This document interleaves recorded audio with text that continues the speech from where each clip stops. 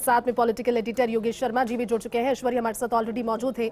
योगेश जी, क्योंकि 58 नामों की ये सूची और इससे पहले 2 सूचियां हमने देखी, प्रयोगों से भरी हुई सूचियां थी, नए एक्सपेरिमेंट्स किए गए, लेकिन बगावती स्वरों के बाद में अब क्या लगता है कि 58 नामों की सूची बैलेंस्ड है, वाइज है, प्रयोग कम है लेकिन अनुभव ज्यादा है? देखिए, यहाँ पर मैं हमारे जो पॉलिटिकल एडिटर है योगेश शर्मा, उनसे बातचीत करूंगा। बड़ी रोचक कहानियां हैं, उन रोचक कहानियों को हम आपको सुनाएंगे, तफसील से सुनाएंगे, संक्षेप में सुनाएंगे तो आपको भी बढ़िया लगेगी। सबसे पहला सवाल कि सबसे ज्यादा चर्चाओं में थी आदर्श नगर, सिविल लाइंस, हवा महल, किशनपोल। हवा महल में अब हवा बिल्कुल साफ है, लेकिन यहां पर ये 3 सीटें आखिरकार अटकी, तो कैसे अटकी ये भी जवाब दूंगा, लेकिन एक ताजा अपडेट देता हूं कि गिरिराज सिंह मलिंगा जो बाड़ी से कांग्रेस पार्टी के विधायक हैं, जिनको लेकर ये अटकलें थी, वो बीजेपी में जा सकते हैं।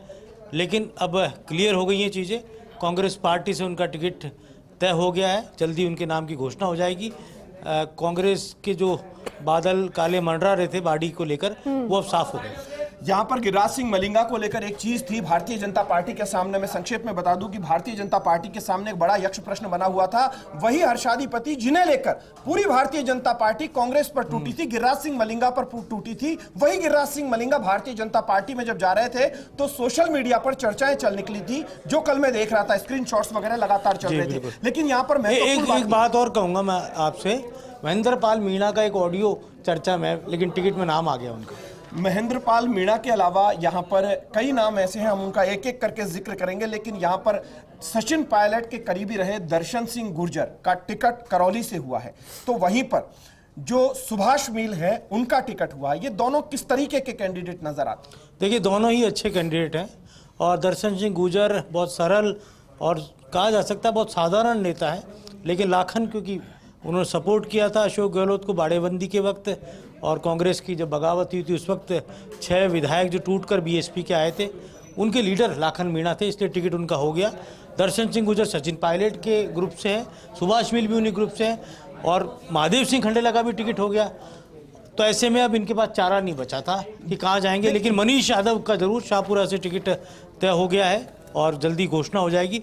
सुभाष मील पिछली बार अच्छे वोट वो लेकर आए कांग्रेस पार्टी से, हालांकि हार गए वो, महादेव सिंह खंडेला से चुनाव आ रहे थे।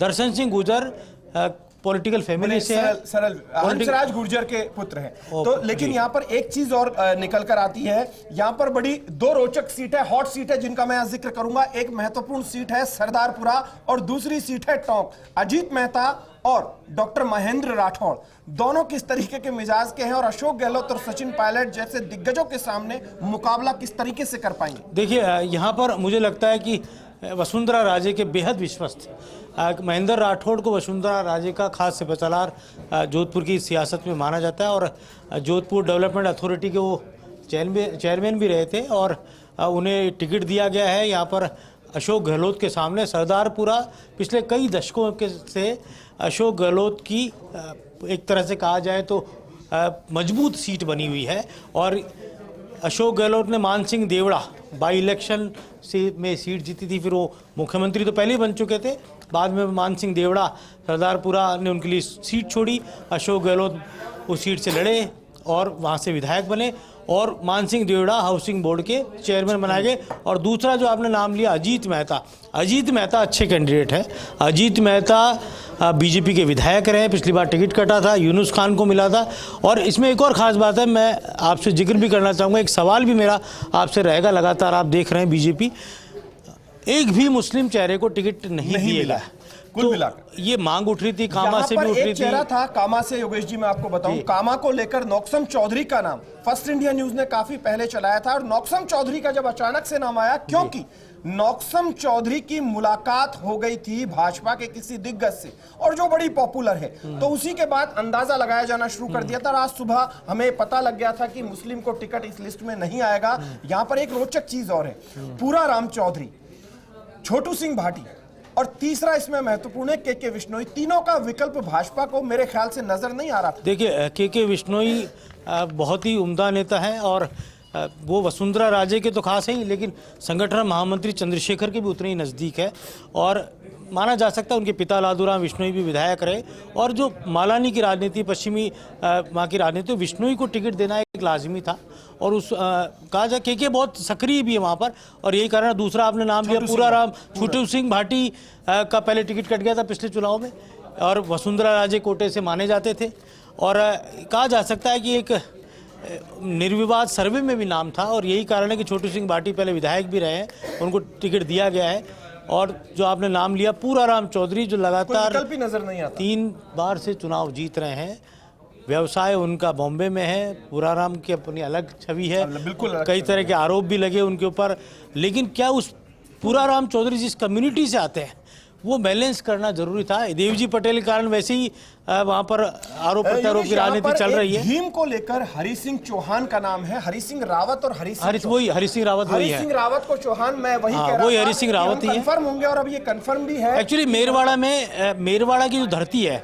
जिसमें आपका भीम भी आता है, ब्यावर भी आता है, अजमेर का पार्ट आता है, ये मेरवाड़ा बेल्ट जो है, रावत वहां पर चौहान भी लगा। मुझे याद आता है कि हरि सिंह चौहान, हरि सिंह रावत इस तरीके के मिजाज के हैं कि अपना काम करते थे विधानसभा में, और बेहद गंभीर। हरि सिंह 2 बार विधायक रह चुके हैं भीम से, और लक्ष्मण सिंह रावत से मुकाबला रहा, सुदर्शन के फादर से उनका, अब सुदर्शन सिंह रावत से उनका मुकाबला होगा। लेकिन यहाँ पर बड़ा सवाल यह होगा कि प्रभुलाल सैनी को हिंडौली से दिया गया है, और दूसरी तरफ विजय बैंसला को दिया गया था पिछली लिस्ट में देवली उनियारा से। तो यहाँ पर गुर्जर और माली बैलेंस कितना हो पाएगा? लगता है आपको कि ये दोनों जातियां आपस में विश्वास कर लेगी कि हम इसको जिताएंगे, तुम इसको जिताओ? लगता है। देखिए, हिंडोली वाकई में बहुत ही रोचक जंग वहाँ देखने को मिली, क्योंकि अशोक चांदना मजबूत नेता है और उनकी पकड़ है, लगातार वो सक्रिय रहे अपने क्षेत्र में। हिंडोली के प्रॉपर नहीं है प्रभुलाल सैनी देवली उनियारा से आते हैं। देवली उनियारा में ही उनका गांव आवा आता है, जहाँ के महेंद्र भारद्वाज भी हैं, वसुंधरा जी के ओएसडी। तो ये जो कहा जा सकता है कि ये प्रभुलाल सैनी, क्योंकि अलग अलग सीटों से जीतने का उनका पुराना रिकॉर्ड रहा है। वो अंता से भी जीत गए थे, प्रमोद जैन भाया को उन्होंने चुनाव हरा दिया था। अंता में कंवरपाल मीणा को मौका दिया जाना, मैं अभी यही जिक्र कर रहा था। बिल्कुल, कंवरपाल जो कि झालावाड़ और बारां की सियासत में बड़ा नाम है, और वहां पर हर बार प्रयोग होता है। प्रभुलाल सैनी को भी भेजा गया, वहां एक बार जीते भी थे, हारे भी थे, तो अंता में जाने से लोग मना कर रहे थे, लेकिन कंवरलाल मीणा को भेजा गया। आपको लगता है कि मुकाबला कितना रोचक होगा? अब ऐसे में क्या जो नरेश मीणा कह रहे थे मैं खड़ा होऊंगा वहां से पिछले दिनों, तो जो मीणा समाज की बात है, नरेश मीणा किशनगंज से टिकट मांग रहा है।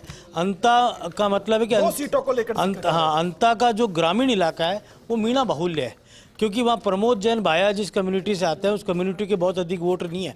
लेकिन ये जरूर है कि वहाँ पर रघुवीर सिंह कौशल के पोते वो भी टिकट मांग रहे थे, बिल्कुल, और वो वहाँ पर सरपंच भी है, और उनको टिकट नहीं मिला। और ये परंपरागत रूप से रघुवीर सिंह कौशल या बीजेपी का गढ़ रहा है, लेकिन प्रमोद जैन भाया ने पिछले कई सालों में यहाँ पर जो कांग्रेस की जड़ें मजबूत की है, तो ये चुनाव बड़ा इंटरेस्टिंग होगा। अच्छा, कई बार ऐश्वर्य, आपने एक बात इस सूची में देखी होगी जरूर, क्योंकि फर्स्ट इंडिया ने पहले ही संकेत दिए थे। जो पहली 2 सूचियों में सांसदों के नाम को लेकर एक्सपेरिमेंट किया गया था, फर्स्ट इंडिया ने पहले बता दिया था कि वो अब होगा नहीं, और वो दिखाई भी दिया।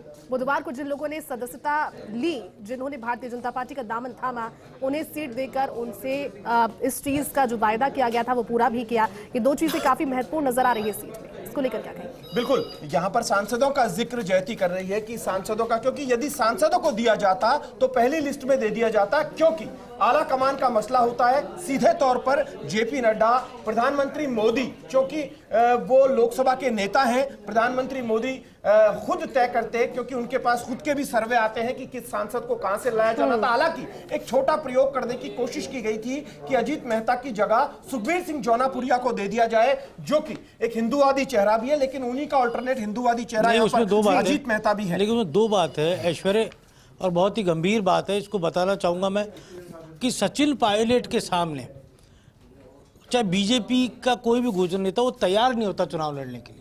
आज से कुछ साल पहले एक घटना ऐसी हुई थी, एक बीजेपी के नेता को तत्कालीन बीजेपी के प्रभारी ने कहा कि हम आपको सचिन पायलट के सामने चुनाव लड़ा देते हैं। हमें जानकारी मिली कि सचिन पायलट भीलवाड़ा चुनाव लड़ रहे हैं, बड़े नेता और मंत्री थे उस सरकार में बीजेपी के। उस मंत्री का जवाब यह था कि मैं सचिन पायलट के सामने नहीं लड़ूंगा, मुझे कहीं से भी लड़ा दो। विजय बैंसला क्यों नहीं गए हिंडोली?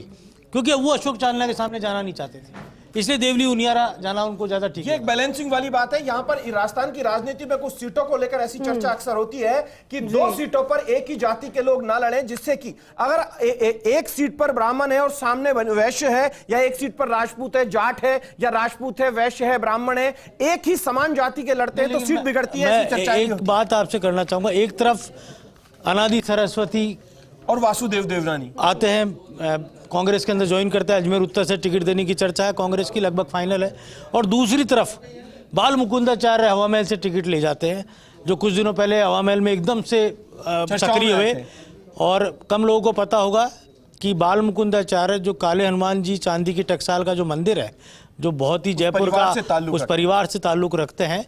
और हाथोज पीठ है जो है वो भी दक्षिणमुखी बालाजी का मंदिर है, लेकिन यह फायर ब्रांड। लगी है। एक बार दर्शकों को प्रतिक्रिया सुनवा देते हैं, क्योंकि राजस्थान विधानसभा चुनाव 2023 का जिक्र हो रहा है। भारतीय जनता पार्टी की तीसरी सूची आ गई है।